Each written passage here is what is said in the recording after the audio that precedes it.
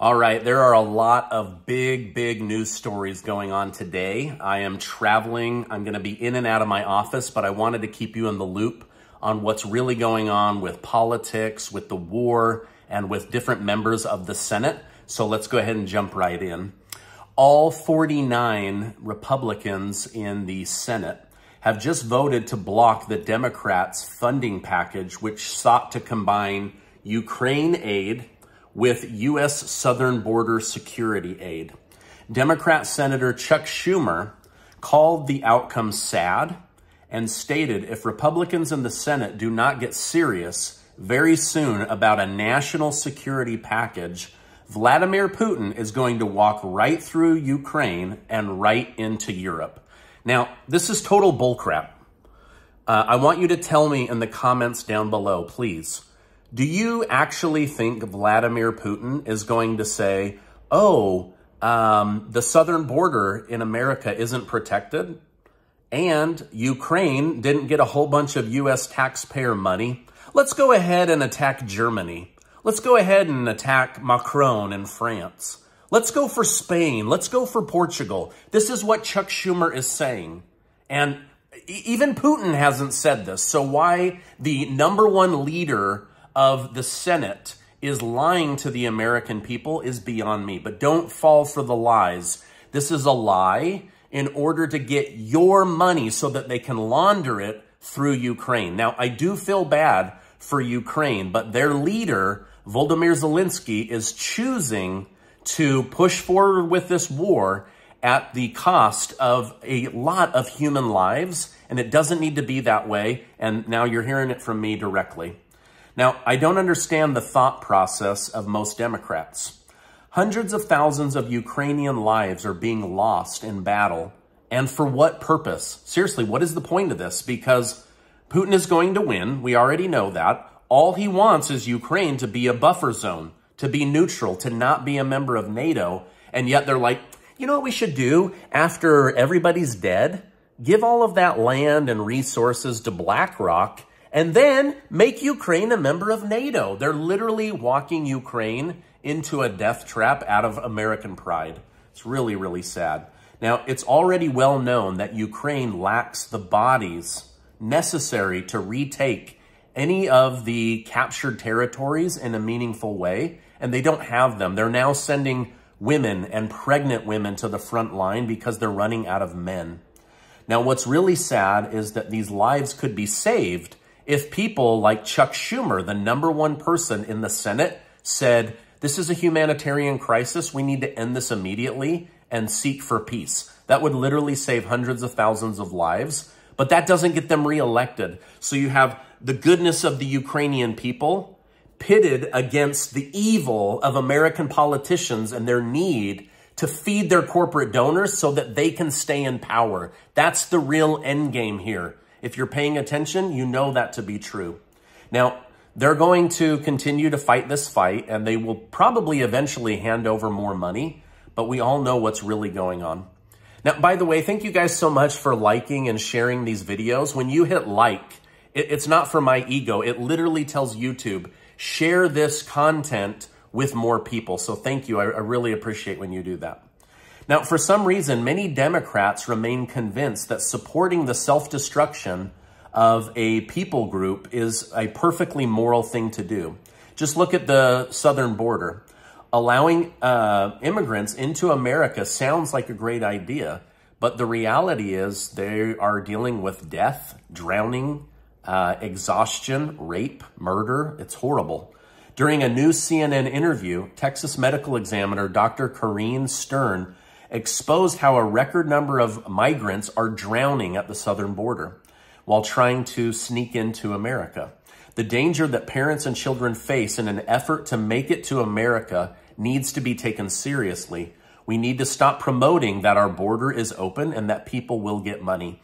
Now, Sheriff Mark Lamb, who's going to be coming on my show, he just exposed that these illegal immigrants are being given $5,000 gift cards if they're able to make it into the country. These NGOs, these non-government organizations, and the government are working hand in hand saying, this is a crisis. These people need help. You know who else needs help? Actual Americans, actual U.S. taxpayers. But what are they doing? They're saying, here's $5,000. On top of that, there was at least a dozen stories in the news yesterday of illegal immigrants breaking into businesses and homes in order to steal money because their next payment to the Mexican cartel is due, and they're terrified that they're going to be killed. Do you see how dangerous this is? Not only for the people that are coming here, like these are probably really decent human beings. These are children of God. These are our brothers and sisters, but they're being set up for danger, massive amounts of danger.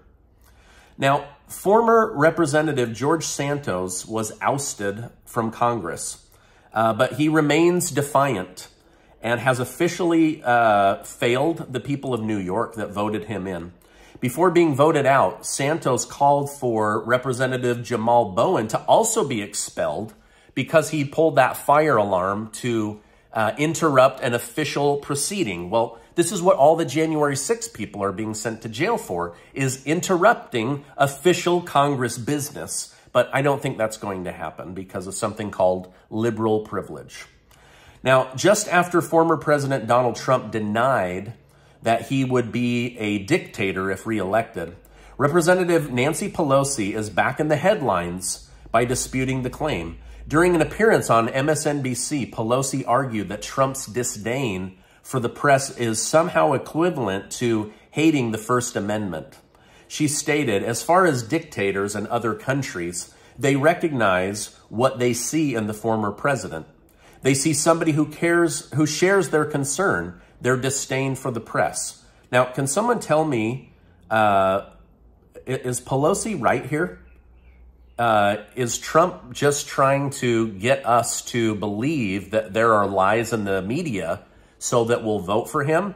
Or has, Donald Trump set to the side? Hasn't the media shown over and over and over again that they're trying to control us? They're pushing a narrative, and they regularly lie to us, especially for one political party and Big Pharma. We just know that's true, right? Now, an Iranian court has just demanded that Donald Trump and members of his administration pay $50 billion for the death of General Soleimani. So they believe that this general was worth 50 billion American dollars. Luckily for Trump, he'll probably never travel to Iran, but he has been designated as a terrorist, and they are wanting him to be thrown in jail. Now, that's what the Democrats should do, is get Donald Trump on a plane and send him to Iran. Let Iran deal with it. Don't be shocked if they actually try to do that. As Republicans gear up to attempt to impeach President Biden, the National Archive is reportedly expected to release 62,000 records from Joe Biden where he used an illegal email and fake names. House Oversight Chair James Comer criticized the Biden administration for failing to produce the documents in a timely manner. Wait a minute, isn't that what Trump is going to jail for 700 years? Isn't that he didn't have the right to have documents, but that he didn't turn them over in a timely manner? Now, the White House, he says, must comply with all of our records requests from Joe Biden's time as vice president and other committee requests related to the impeachment inquiry. Do you think they're actually going to hand over documents that send themselves to jail? You guys, it's not going to happen. You watch. All right. Now, James Comer also responded to Hunter Biden's legal team, who recently demanded that he not come in based on a subpoena unless it could be in front of the American people. To which Comer said, contrary to the assertions in your letter, there is no choice for Mr. Biden to make. The subpoena compels him to appear for a deposition on December 13th. If Mr. Biden does not appear for a deposition, the committee will initiate contempt of Congress proceedings. Now, remember, 2 of Donald Trump's people were arrested, and they're now having court cases for being in contempt of Congress for not showing up when subpoenaed. So if they don't do the same thing, you know that this is a biased system. But my guess is Hunter Biden is going to show up to his hearing. Now, it gets worse for Hunter Biden, and this also could be the nail in Joseph Robinette Biden's re-election campaign. Shortly after Comer's response, Special Counsel David Weiss officially charged Hunter Biden with 9 counts of tax fraud, 3 counts of gun charges. In summary, Hunter Biden will go to jail for 17 years for legally trying to screw the IRS over when it came to millions of dollars in taxes. 25 years for the gun charges. In the indictment, Weiss claimed that Hunter was engaged in a 4-year tax scheme to avoid paying $1.4 million in taxes. This dude was literally writing hookers off on his taxes because he would rather have hookers than be a contributing member of society. Sorry to use such strong language, but that's the truth. Many pundits are now saying this will be the thing that makes Joe Biden resign, is he is going to have to forgive his son, which is just so wrong. All right, now back on the topic of war. U.S. Secretary of State Antony Blinken has bashed Israel for not doing more to protect innocent citizens in Gaza. While he acknowledged that Israel is designating safe zones, he stated, "There's more that has to happen, that need to be done, making sure that people have safe corridors in order to get from areas that could be in danger to places that will be safe, making sure those areas have all the proper resources."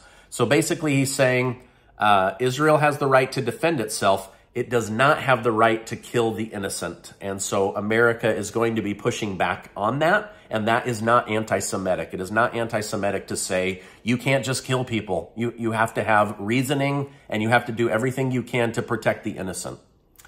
Okay, billionaire Elon Musk has just received some good news from the Biden administration after his SpaceX Starlink satellites were put to test for 9 months in a row up in the Arctic at U.S. military bases. Basically, they passed all the tests, and the government is going to greenlight billions and billions of dollars to getting internet all over the world, which means Elon Musk is about to get richer. Wow, I guess the rich really do get richer, right? Okay, now Musk also made headlines for criticizing Disney Corporation for continuing to advertise on Facebook after they were sued by New Mexico for allegedly enabling child sex abuse and trafficking. Remember, Disney said, well, I don't think we can go with Elon Musk because he might be anti-Semitic, but we're going to go ahead and stick with Facebook that's literally helped children be kidnapped and trafficked. Wow. Now, Disney boycotted Twitter after Musk was accused of anti-Semitism, yet many Jews came to his side saying, this is stupid, but it's not anti-Semitic. And then Musk actually went to Israel to better understand the situation so that he could give better commentary on the situation. Now, on top of this, Disney also received backlash after their cruise line recommended snorkeling excursions off Little St. James Island. This is the exact island where Jeffrey Epstein was trafficking underage teenagers.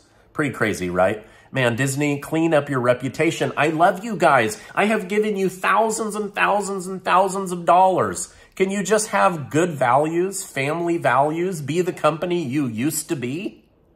I don't think they will. All right, now this is my update for today. Thanks for letting me rant while I also brought you guys some really timely and important news. I know there's a lot of places to get your news, so thank you so much for stopping by. Hey, do me a favor. Will you give this video a like because it really helps me out? And make sure to hit that subscribe button. We're trying to get to 1.5 million amazing subscribers. Hey, thanks so much. Check out this video. Also check out this video. I will see you on the next video.